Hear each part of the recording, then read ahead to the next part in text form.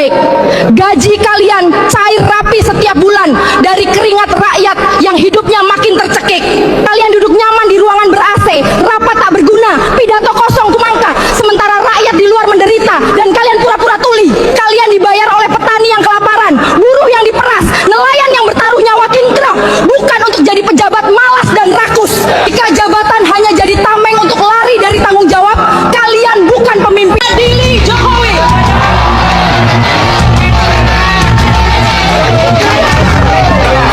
Tanggal 17 tokoh-tokoh akan berkumpul merumuskan kasus-kasus yang akan diangkat sekaligus akan meresmikan kantor advokasi rakyat untuk adili Jokowi. Rakyat tidak sendiri, kita bisa bersama-sama. Langsung saja ini kesempatan pertama saya berikan kepada yang punya gawe. Salah juga. Emang tuh ngomong-ngomong soal ijazah tuh. Enggak, ada satu orang bupati yang rupanya diduga ijazahnya palsu. Ini bupati.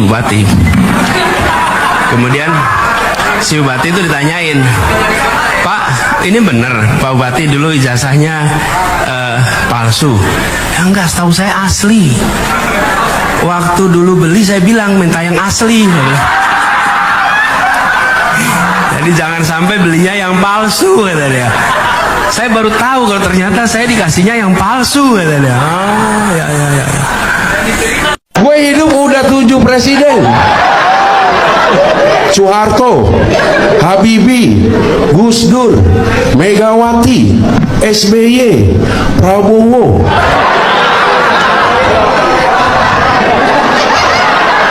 Kelewatan ya Jokowi ya? Menurut lo kelewatan gak Jokowi?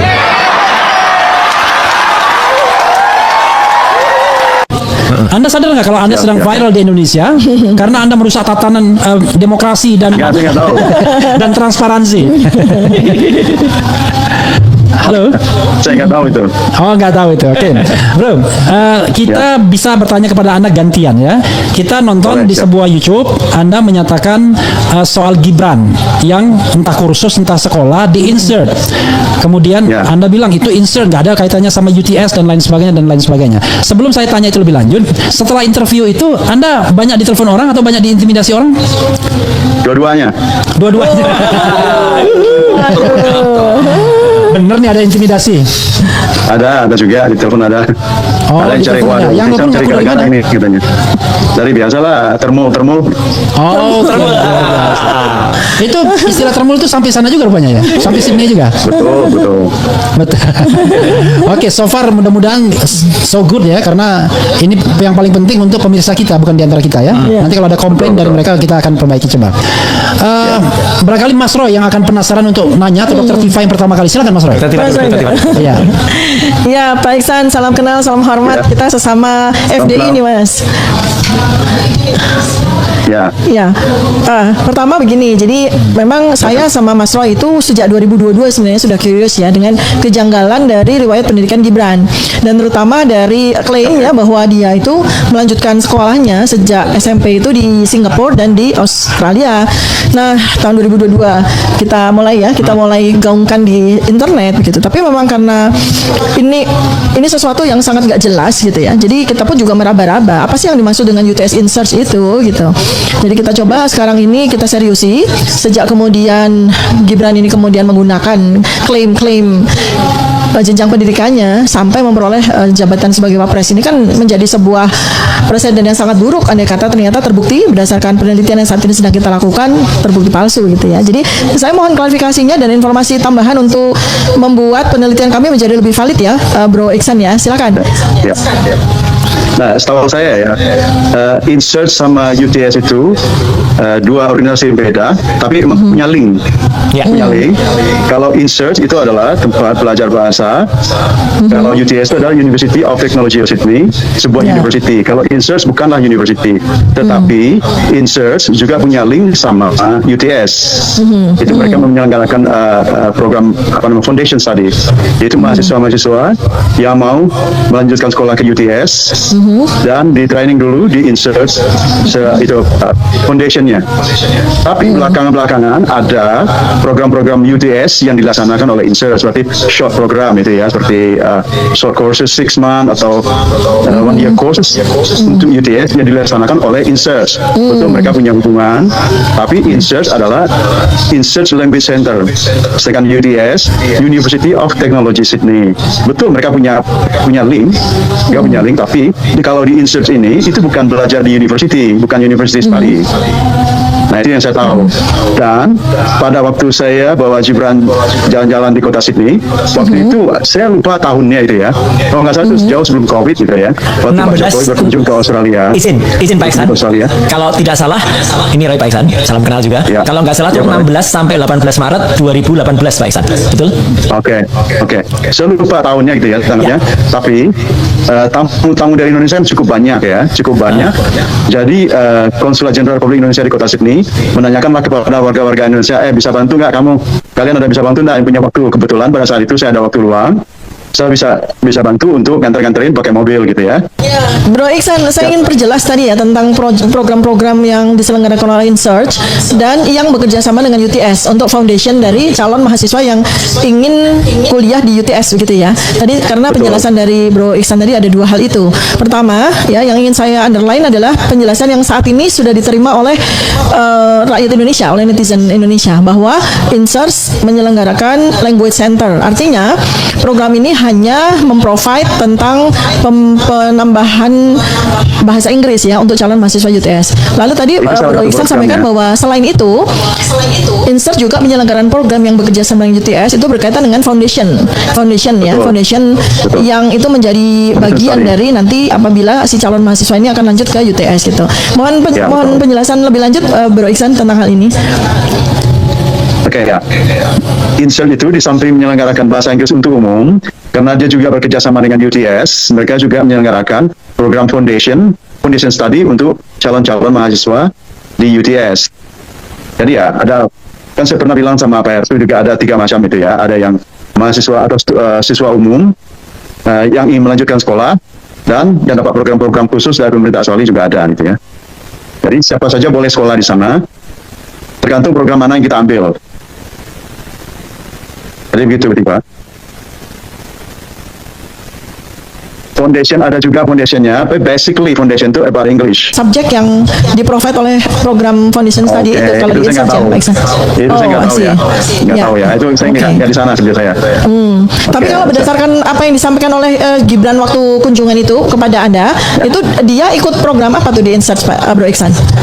Dia sama sekali nggak ngasih tahu program apa. Cuman dia minta antar sama saya waktu itu ya, Pak bisa antar ke InSearch. Dia tidak bilang sama saya minta antar ke UTS, minta antar ke InSearch. Oke, karena InSearch sama UTS itu 2 tempat yang berbeda. Jadi karena dia minta antar ke InSearch, jadi saya yakin dia tuh dulunya sekolahnya di InSearch ya. Dan waktu saya tanya, Mas Gibran dulu berapa lama di Sydney? Enggak lama, cuma 6 bulan udah pulang. Dengan mukanya yang polos lugu gitu ya, tanpa ada ekspresi, 6 bulan udah pulang gitu. Jadi saya ulangi Roy lagi nih Bro Iksan. Jadi dia bilang kalau 6 bulan ya di InSearch ya. Kita 6 bulan dan sudah pulang Indonesia. Oke, 6 bulan pulang. Jadi dia cerita itu tuh ketika memang sengaja ke sana atau ketika Bapak lewat Chinatown, itu kan dekat Chinatown ya, dekat CBD ya. Betul. Dan itu jaraknya kan kira-kira nggak terlalu jauh ya dari Ultimo ya di UTS sekitar 500 meter kalau nggak salah ya. Ya, deketan lah, 300 meter. 350 meter ya. Tahu saya. Ini saya membantu Pak Iksan supaya kalau ada termul yang nanti kemudian itu Pak Iksan nggak ngerti apa-apa, ini saya konfirmasi bahwa saya pegang data-data empiris juga dari sana. Jadi selain tadi yang serius yang ditanya oleh Dr. Tifa, itu Gibran tuh pelesiran kemana aja Pak Iksan? Ke Opera House, betul? Darling Harbour. Betul, Mas. Ya, halo Sopolitik, kembali lagi bersama saya di channel ini, teman-teman, kita sudah menyaksikan bersama bagaimana cuplikan video yang cukup menarik. Dan tentu teman-teman, sebelum kita pada lebih dalam isu panas hari ini, jangan lupa untuk berikan komentar kalian dan subscribe channel ini agar teman-teman tidak ketinggalan informasi menarik yang kita sampaikan. Teman-teman, di cuplikan video kali ini kita disuguhkan sebuah tayangan yang sangat menarik dan tengah menjadi buah bibir publik, di mana teman-teman isu lama yang kembali mencuat dengan bukti-bukti baru yang mengejutkan, yaitu teka-teki seputar riwayat pendidikan dan keaslian ijazah dari wakil presiden kita, yaitu Gibran Raka Buming Raka. Ya teman-teman semua, belakangan ini beredar cuplikan diskusi seru yang dipandu oleh Bung Refli Harun bersama Mas Roy Suryo dan Dr. Tifa. Yang menariknya di sini teman-teman, mereka menghadirkan sosok saksi kunci bernama Pak Iksan Katonde, ya warga Indonesia di Australia yang secara sukarela sempat menjadi sopir dan mengantar Mas Gibran selama kunjungan di Sydney beberapa tahun silam, ya tepatnya sekitar Maret 2018 silam. Ya di sini teman-teman, kesaksian dari pihak Iksan ini sungguh membuka mata kita semua yang selama ini publik disuguhkan klaim bahwa Gibran menempuh pendidikan tinggi di Universitas of Technology Sydney atau UTS. Ya namun Pak Iksan membeberkan fakta yang berbeda. Ya saat itu Gibran tidak meminta diantar ke kampus UTS, melainkan ke sebuah lembaga kursus bahasa bernama UTS Insert. Ya teman-teman, perlu sobat politik ketahui, UTS Insert dan UTS Universities adalah dua institusi yang berbeda.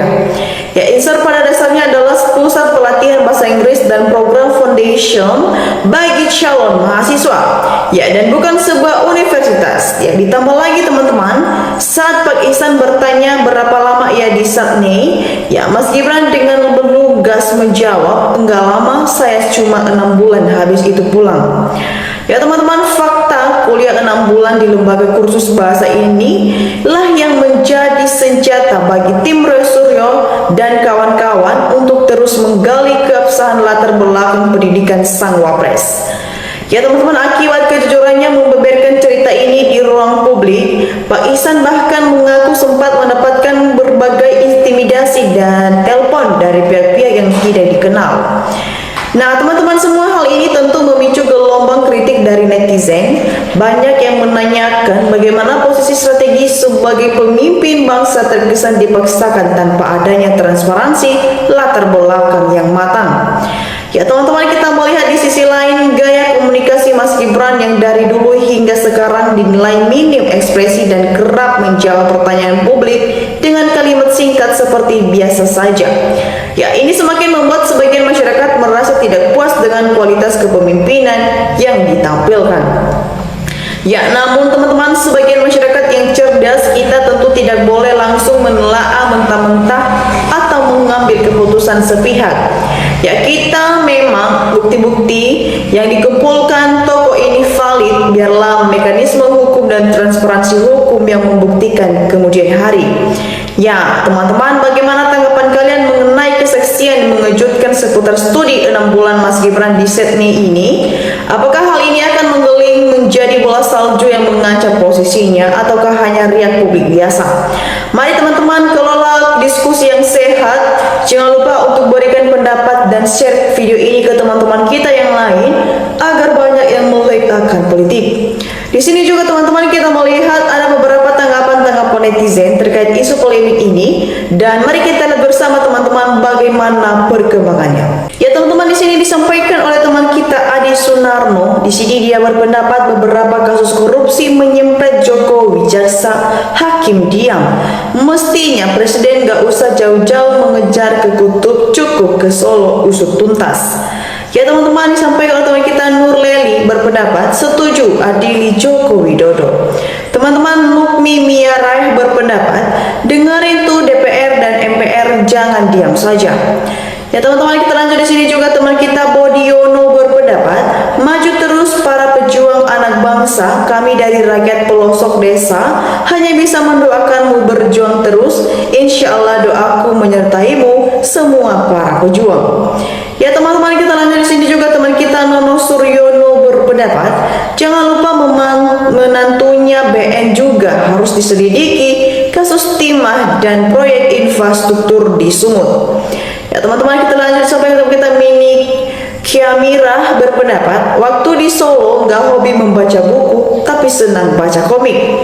Ya teman-teman, Ajins berpendapat tangkap si cungkring, adili penjarakan dia. Ya teman-teman, kita lanjut di sini juga teman kita Asep Proyek berpendapat kenapa vonisnya bertele-tele bohong.